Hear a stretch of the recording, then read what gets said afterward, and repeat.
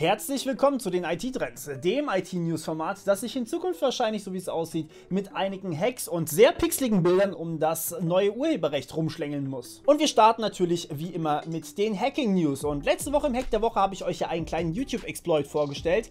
Das bedeutet, viele YouTuber haben angefangen, Textposts zu erstellen mit Umfragen dabei. Und das hat natürlich den Grund, Textposts haben das Potenzial, viraler zu gehen, als zum Beispiel jetzt Videos das Potenzial haben, zumindest zum Großteil.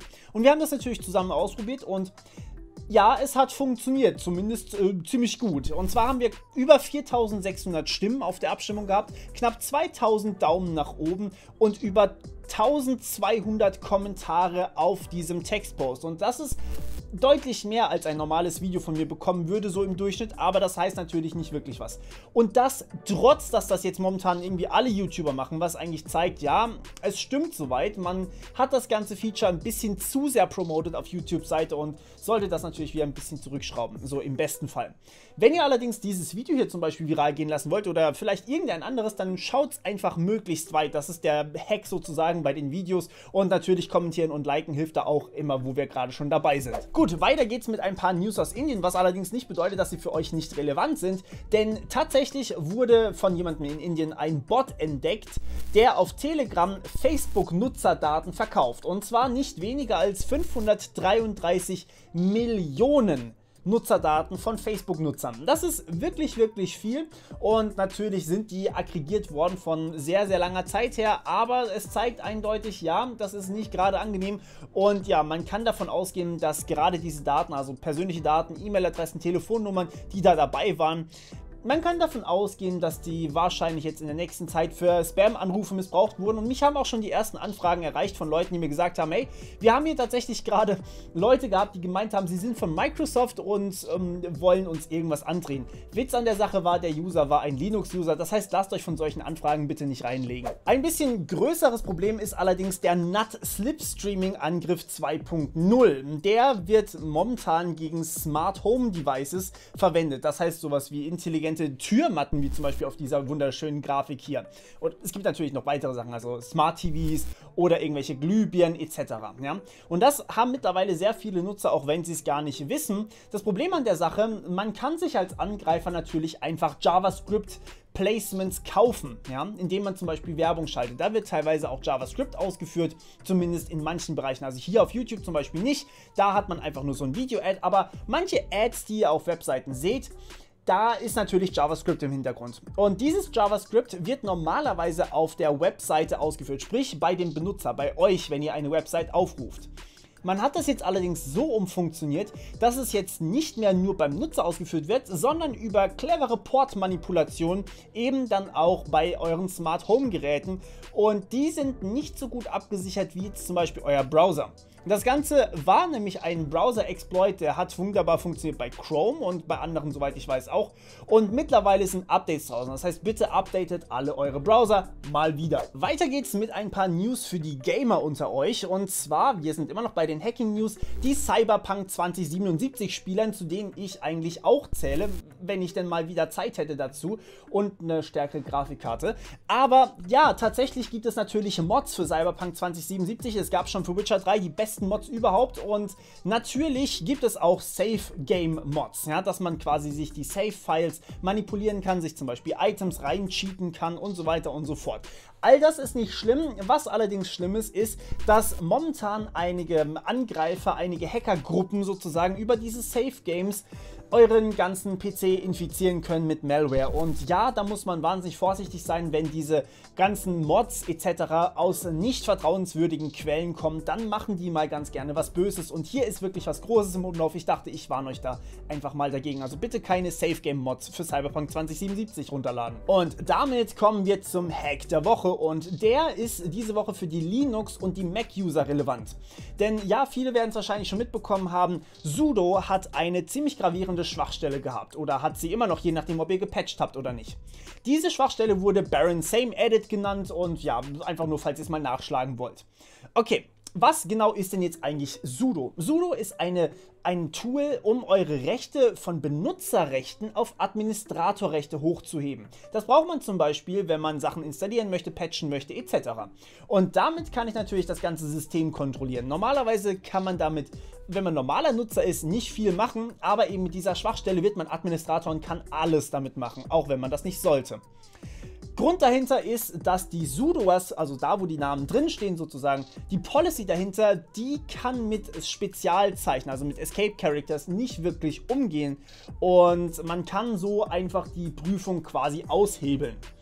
Ja, wenn ihr das Ganze testen wollt, wenn ihr zum Beispiel nicht wisst, ob euer PC, euer Rechner, euer Server, whatever schon gefixt ist, dann probiert mal bitte diesen Befehl hier aus. Dieser Befehl wird im Endeffekt ausgeführt und wenn ihr eine angreifbare Variante von sudo noch installiert habt, dann sieht das Ganze so aus.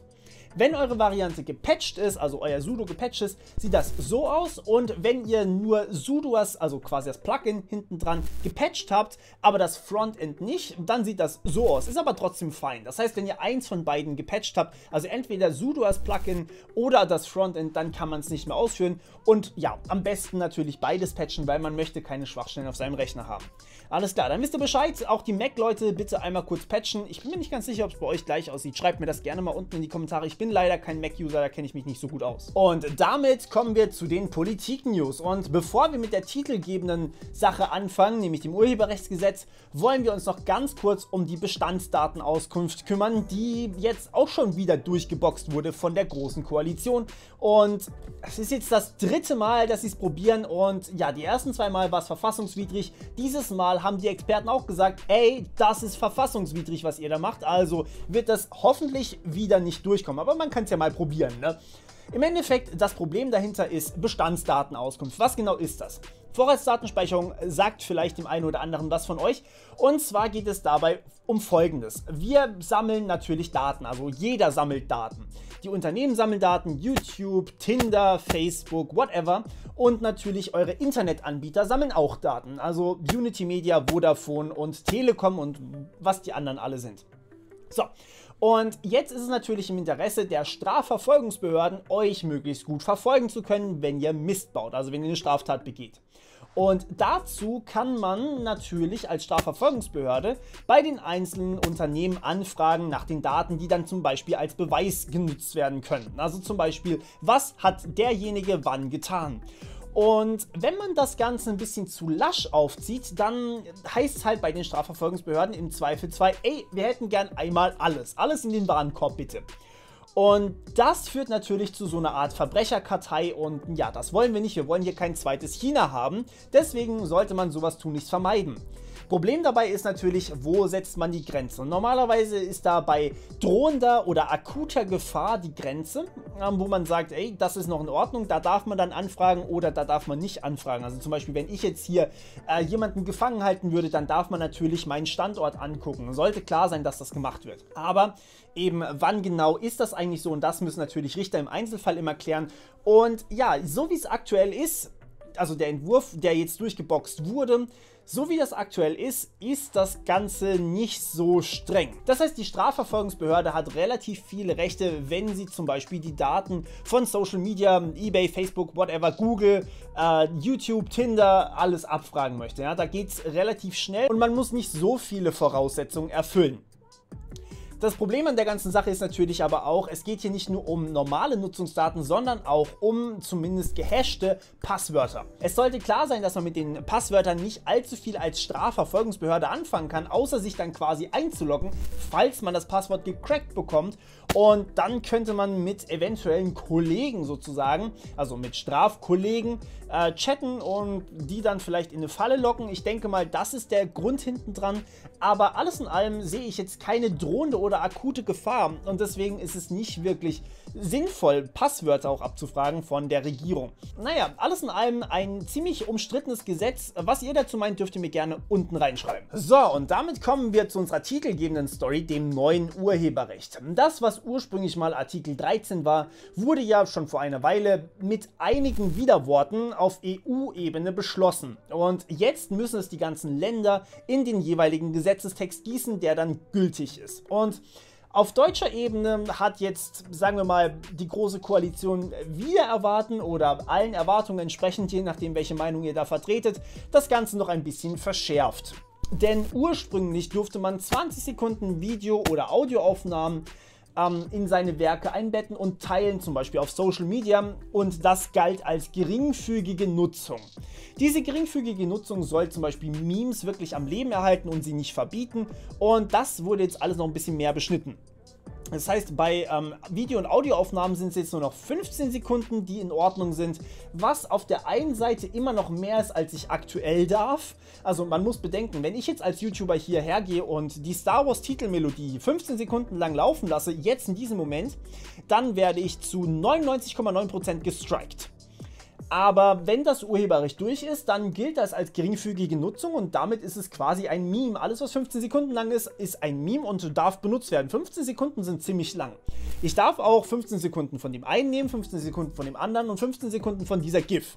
Das ist alles kein Problem. Auf der anderen Seite, Text und Bilder sind noch deutlich stärker beschränkt worden. Text waren ursprünglich auf 1000 Zeichen angedacht, jetzt sind gerade mal 160 Zeichen eine geringfügige Nutzung und dürfen einfach so benutzt werden. Und 160 Zeichen, das ist ungefähr so viel. Das ist nicht viel, okay? Und Bilder, naja, da haben wir ursprünglich 250 Kilobyte gehabt und Kilobyte ist eine furchtbar schlechte Angabe, denn jetzt aktuell haben wir noch 125 Kilobyte im Regeltext drinstehen, das heißt, man darf 125 Kilobyte Bilder teilen. Jetzt ist natürlich die große Preisfrage, was ist denn eigentlich, wenn ich ein hochauflösendes Bild habe? Und das ist das ursprüngliche Werk. Darf ich davon dann eine komprimierte Variante erstellen, die einfach unglaublich pixelig ist? Darf ich eine stärkere Komprimierung drauflegen, die dann vielleicht JPEG-Artefakte oder sowas mitliefert? Und wie sieht es eigentlich aus, wenn ich einzelne Ausschnitte zeige? Das heißt, darf ich quasi mein Bild zusammencroppen und dann eben nur noch diesen kleinen Ausschnitt zeigen? Wie sieht es damit aus? Das ist natürlich die große Preisfrage. 125 Kilobyte allerdings sind super wenig. Ja, es macht nicht wirklich Sinn. Aber was noch viel schlimmer ist, ist die tatsächliche Umsetzung. Denn wie soll das alles gemacht werden? Und hier kommen wir natürlich zu den berühmt-berüchtigten Upload-Filtern. Die stehen jetzt im Gesetzestext drin. Es wird Upload-Filter geben, was ja eigentlich schon davor klar war. Obwohl die Große Koalition natürlich permanent gesagt hat, ey, Upload-Filter, nein danke. Das stand auch so dabei, wenn man sie quasi wählen wollte. Und ja, natürlich, es geht nur mit Upload-Filtern. Das Problem an der ganzen Sache ist folgendes. Upload-Filter müssen sehr, sehr schnell sein. Das bedeutet, es sind keine Menschen hinten dran, die das kontrollieren. Und es sind riesige Datenbanken und natürlich KIs hinten dran. KIs machen Fehler und ja, das hat der Gesetzestext auch soweit vorgesehen. Die KIs dürfen Fehler machen, man muss es nur als YouTube zum Beispiel nach bestem Wissen und Gehwissen machen und dann ist das schon in Ordnung. Problem an der Sache ist natürlich hier wieder mal, wie zur Hölle sollen KIs eigentlich unterscheiden, wie genau das aussieht? Also was ist mit Remixes? Ja, darf ich, wenn ich zum Beispiel ein Werk stark entfremde, also irgendwie verändere, zum Beispiel einen neuen Beat hinter eine Musik lege, ist das dann ein neues Werk oder ist es urheberrechtlich nicht ein neues Werk? Und sowas muss normalerweise ein Richter entscheiden, der sich dafür wirklich sehr viel Zeit nimmt. Das sind wirklich Verhandlungen, die dauern. Und jetzt soll eine KI das Ganze entscheiden. Das ist ziemlich schwierig, wenn man bedenkt, dass sogar aktuell KIs eigentlich nicht mal mit den normalen Werken zurechtkommen. Auf der anderen Seite, natürlich haben die ursprünglichen Autoren, also sowas wie zum Beispiel Disney, wenn es jetzt um die Star Wars Titelmelodie geht, auch irgendwie Rechte daran. Und die haben die Möglichkeit jetzt hier den roten Knopf zu drücken. Dieser rote Knopf führt dazu, dass ein Werk sofort blockiert wird. So, und das führt natürlich auch in gewisser Weise zu einer Zensur, denn im Endeffekt kann jeder dieser Rechteinhaber ein Video zum Beispiel sofort blockieren lassen. Und ich als YouTuber oder als Künstler sozusagen kann mein Recht eigentlich auch ausspielen, dass YouTube die Videos sofort freigeben muss. Und wenn ich das tue und der ursprüngliche Urheber, als zum Beispiel Disney, das auch tut, dann haben wir hier einen Interessenskonflikt. Beide haften aber, so wie ich das verstanden habe, am Ende nicht. Also Disney kann den roten Knopf drücken, ich kann sagen, mein Werk muss sofort online kommen, weil ansonsten ist es Zensur. Und YouTube muss am Ende entscheiden, wem er Recht gibt. Und wenn YouTube sich falsch entscheidet, und das muss quasi sofort gehen, dann muss YouTube dafür haften, dass sie sich falsch entschieden haben. Was meiner Meinung nach ein kleines bisschen schwierig werden könnte.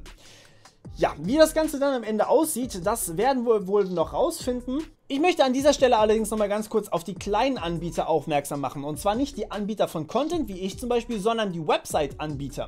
Das bedeutet, wenn ihr jetzt zum Beispiel ein Forum hostet, ja, ihr haftet natürlich für den Inhalt. Das ist auf der einen Seite klar. Auf der anderen Seite haftet ihr jetzt allerdings auch, wenn ihr Urheberrechtsprobleme bei euch auf dem Forum habt. Und ich weiß jetzt nicht genau, inwiefern Matrix-Server oder Open-Source-Server, die einfach nur zum Austausch dienen, da reinfallen. Was im Endeffekt passiert ist, ihr als Mini-Anbieter werdet da ja dann auch reingezogen in diese Pflicht. Das bedeutet, dass ihr auf eurer kleinen Forums-Webseite einen Upload-Filter braucht und niemand hat so ein Ding.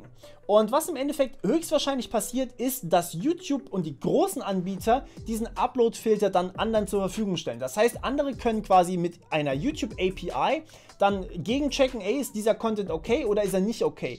Und YouTube beliefert dann noch mehr Leute, als sie es ohnehin schon tun. Das heißt, es ist quasi eine Stärkung des Monopols und das war ja eigentlich genau das, weswegen man die Upload-Filter haben wollte ursprünglich. Deswegen alles in allem eine sehr komische Sache. Alles in allem muss ich allerdings hier sagen, ich bin kein Jurist, das heißt, ich kenne mich mit dem ganzen Thema nicht juristisch aus, das muss man einfach dazu sagen und ich bin kein Experte auf dem Gebiet. Ich bin allerdings auf der YouTube-Seite unterwegs, was natürlich mich als Content Creator irgendwie betrifft.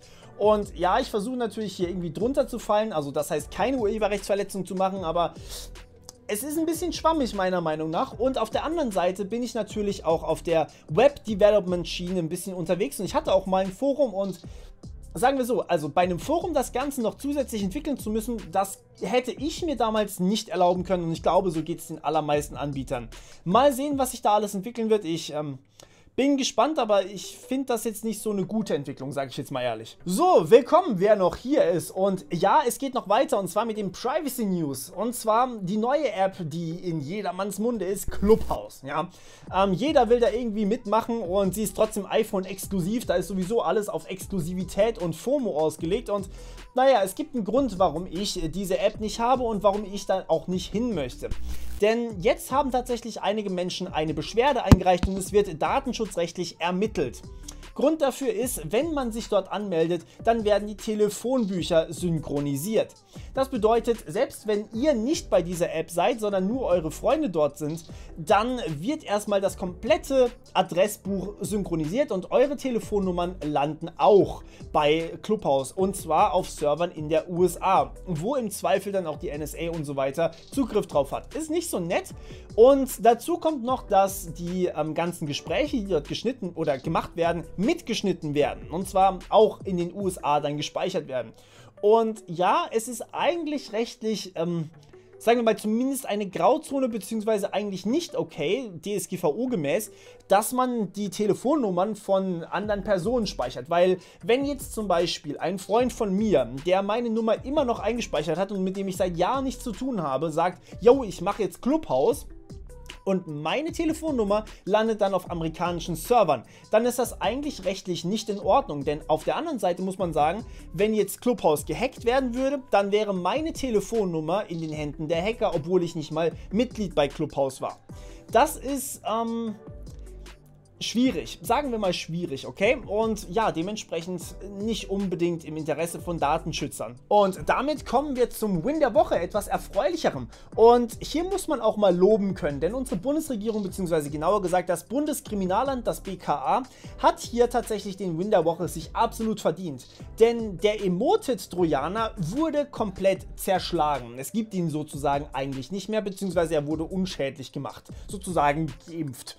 Und ja, das ist wirklich ein großer Fortschritt und das Ganze konnte nur durch internationale Zusammenarbeit gemacht werden. Das heißt Ukraine, Litauen, England, Frankreich, Kanada, USA, Eurojust, Europol, alle haben zusammengearbeitet, um hier die ganzen Server in den Griff zu bekommen. Denn im allerersten Schritt wurden mal identifiziert, von welchen Servern eigentlich dieser Trojaner kommt. Und das ist gar nicht so einfach, denn Emoted benutzt normalerweise nämlich eine Kommunikation über Bots. Das bedeutet, sie infizieren erstmal einzelne Rechner und diese einzelnen Rechner fungieren dann quasi als Proxys und als Bots. Die machen die restliche Arbeit. Und von weiteren Servern im Hintergrund wird das Ganze nur noch gesteuert. Das sind sogenannte Command-and-Control-Server. Und diese Server steuern das ganze Botnetz und das Botnetz macht sozusagen die Arbeit. Das heißt, die verteilen den Virus weiter und das könnte euer Rechner gewesen sein oder euer Server oder was auch immer ihr für Smart-Geräte vielleicht auch noch habt. Emotet war deswegen so gefährlich, weil sie eine Downloader-Funktion implementiert hatten. Das bedeutet, man konnte einfach zusätzliche Funktionen noch später einfach runterladen. Das heißt, wenn man jetzt zum Beispiel sagt, und jetzt ist Ransomware-Time, dann wird überall Ransomware installiert und die verschlüsselt alle Daten. Das hätte man machen können. Man kann sie aber auch einfach als Bots benutzen und so weiter und so fort. Das ist wirklich gar nicht so einfach also gewesen, die Command-and-Control-Server zu identifizieren und dann möglichst gleichzeitig alle hops zu nehmen. Das heißt wirklich verteilt über ganz Europa etc. die ganzen Server auf einmal zu beschlagnahmen. Denn wenn man auch nur einen Server, einen Betreiber von Emotet nicht beschlagnahmt, dann ja, verbreitet sich das ganze Ding einfach weiter. Dann wird einfach ein neuer Server angemietet und das Ganze geht von vorne los. Das heißt, es war wirklich nicht einfach hier alle zu erwischen. Aber auf der anderen Seite, um genau das zu verhindern, hat man gleichzeitig noch die Malware an sich verändert. Das bedeutet, die infizierten Systeme, also die quasi Emotet auf sich hatten und es eigentlich nicht wollten, die haben natürlich mit den Command-and-Control-Servern die ganze Zeit kommuniziert und wollten das eigentlich nicht. Und diesen Traffic hat man jetzt umgeleitet auf Server vom BKA, um zu analysieren, wo die restlichen Command-and-Control-Server sind und die dann eben auch hops zu nehmen. Und nach dem Win der Woche muss natürlich der Fail der Woche sein. Und der geht an Google, genauer gesagt Google Cloud. Google Cloud ist ein Anbieter, ihr könnt euch das ungefähr so vorstellen wie Server, nur eben verteilt über das ganze Internet, ja, also über die ganze Welt quasi. Das heißt, überall stehen ein paar Rechenzentren und wenn man sich jetzt so einen Server mietet, dann ist er halt irgendwo in einem Rechenzentrum und ja, der ist ziemlich schnell, kann skaliert werden und so weiter und so fort. Alles in allem wirklich ein super Dienst, macht Amazon ungefähr genau gleich und Microsoft hat Azure. So, und Google Cloud hat jetzt tatsächlich im vergangenen Jahr insgesamt 5,6 Milliarden Dollar Minus gemacht mit ihrem Google Cloud Dienst. Und das, obwohl sie 13 Milliarden eingenommen haben. Das ist wirklich, wirklich viel. Das ist ungefähr die Hälfte von dem, was sie eingenommen haben, nochmal obendrauf. Warum ist das Ganze so? Nun, das kann man sich jetzt streiten. Manche Menschen behaupten, dass sie mit ihrem Dienst komplett am Ende sind. Das meine ich tatsächlich nicht. Das ist natürlich erstmal, also Google Cloud an sich, ist natürlich erstmal massiver Aufwand zur Pflege. Ja? Die ganzen Server müssen natürlich funktionieren. Und man muss gut kalkulieren, wie viele neue Server hat man, wie viele neue Nutzer hat man, wie viel Rechenleistung brauchen die alle und wie macht man das eigentlich. Zusätzlich muss die Hardware auch immer wieder ausgetauscht werden und es muss Kühlung und so weiter am Leben gehalten werden. Und Kühlung ist teurer, als man vielleicht denkt. Und gerade Hardware ist im Jahr 2020 leider sehr, sehr teuer geworden. Das bedeutet, ja, es kann mal sein, dass Google Cloud vielleicht dieses Jahr viele Investitionen vorgenommen hat. Vielleicht haben sie einfach viel zu viele neue Server aufgesetzt und die alte Hardware ausgetauscht zu einem großen Teil, aber vielleicht machen sie nächstes Jahr auch schon wieder Gewinn. Das heißt, glaubt bitte keinen Schlagzeilen, die jetzt sagen, Google Cloud ist auf jeden Fall kaputt. Das habe ich nämlich auch schon gelesen. Das muss nicht unbedingt sein, aber es ist auf jeden Fall bedenkenswert, dass sie fast 6 Milliarden Minus gemacht haben. So, und abschließen möchte ich mit einem Bericht der Woche natürlich, den ich euch wie immer, wie alle anderen Quellen übrigens auch unten in der Beschreibung verlinke. Und zwar ein Kunstwerk, das nicht von einem Menschen gemacht wurde, sondern von einer künstlichen Intelligenz. Und dieses Kunstwerk, es gibt ja nicht nur ein Kunstwerk, es gibt sehr, sehr viele, aber dieses Kunstwerk ist für 432.500 € verkauft worden. Das ist wirklich viel Geld, das ist fast eine halbe Million Dollar. Und da stellt sich natürlich dann die Frage, ist eigentlich KI wirklich in der Lage, Kunst zu machen? Braucht man dafür nicht Emotionen oder hat sich Kunst vor sich selbst entfremdet? Ich bin kein Künstler, also zumindest bezeichne ich mich nicht als solchen. Ich bin, um genau zu sein, sogar eher wahrscheinlich ein Kunstbanause. Aber es ist natürlich die Frage, was genau ist eigentlich Kunst und ist das, was KI macht, auch Kunst oder muss da irgendwie Emotion drin stecken? Und hat eine KI vielleicht sogar Emotionen? Das weiß man nicht so genau, beziehungsweise man hat sich dieser Frage, glaube ich, noch nicht wirklich gestellt. Schreibt mir dazu eure Meinung gerne mal unten in die Kommentare rein und wir hören uns wieder beim nächsten Mal. Bis dann, ciao!